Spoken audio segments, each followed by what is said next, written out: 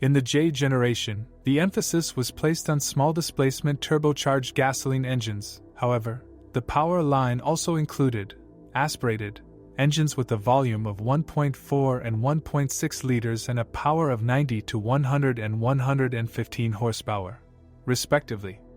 You can't expect any special dynamics with them, but cars with a 1.8-liter engine and its 140 horsepower were also sold on the Russian market.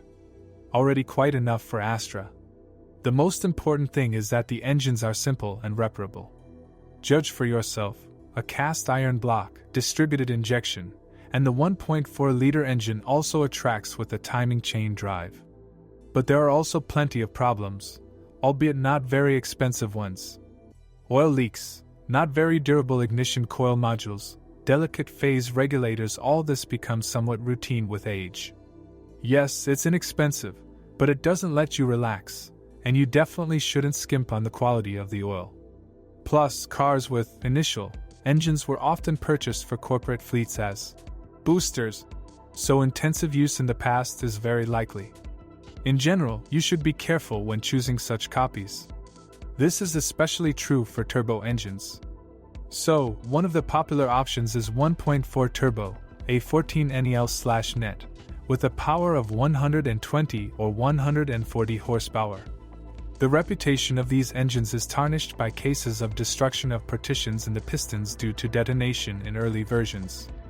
In general, the condition of engines greatly depends on the quality and octane number of the fuel used, minimum AI 95, oil and timing of its replacement, as well as driving style.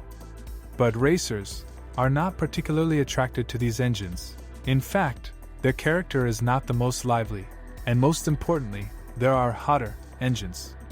For example, 1.6-liter turbo versions were offered for Astra. I have good news for you. Now, if you are planning to buy a used car, or learn more about your car, you no longer need to search for the information you need on the internet. We have collected everything in one place for you, on the website carmi.pro. Here you can find out everything about the car, what brakes and at what mileage, any problems with engines, chassis or gearboxes, which trim levels are better not to mess with, and how not to lose money buying a used car. You will learn all this on carm.pro.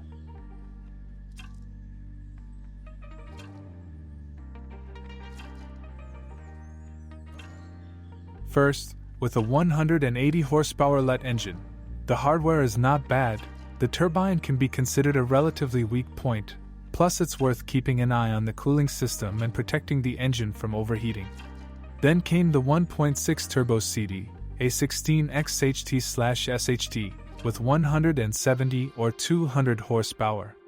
This engine is no longer a simple one, direct injection, and rather delicate injectors and injection pumps, balancer shafts. Sometimes they needed to be replaced.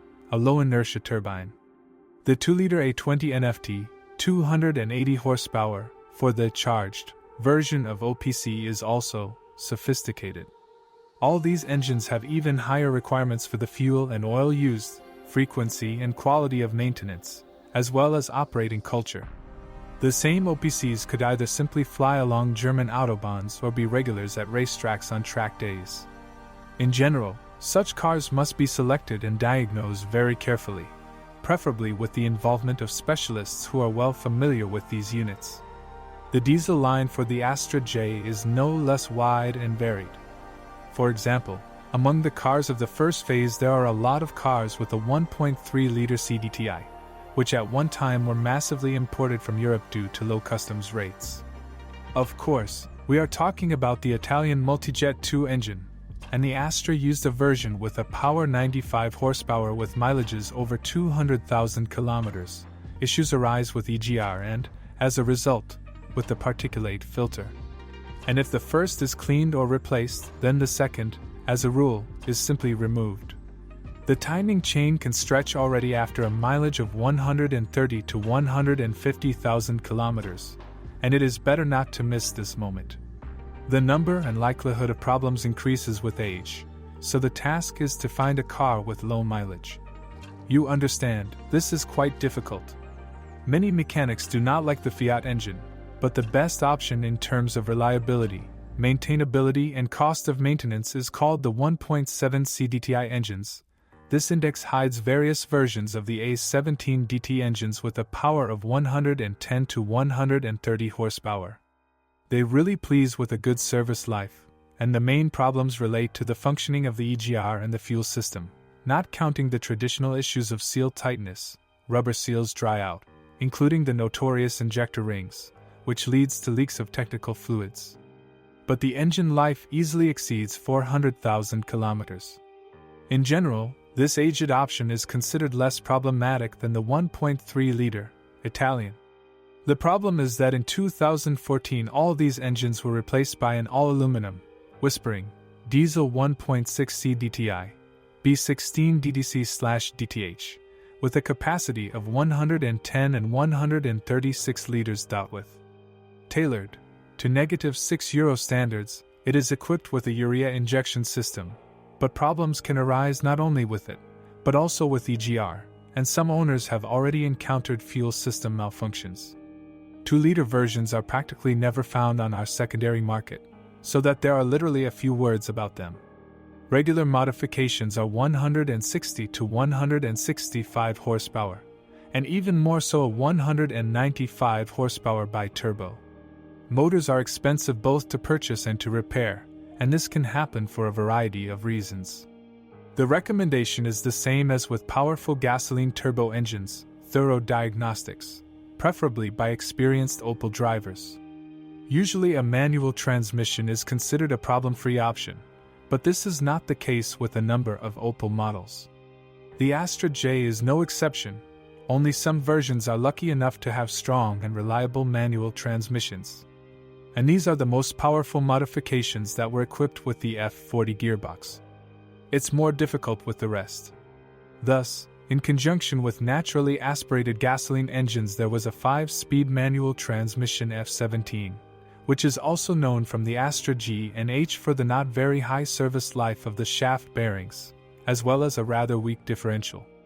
The more powerful versions have a 6-speed M32, which is considered stronger, but its health greatly depends on the driving style, and especially goes to GM's 6-speed automatic transmissions, depending on the engine.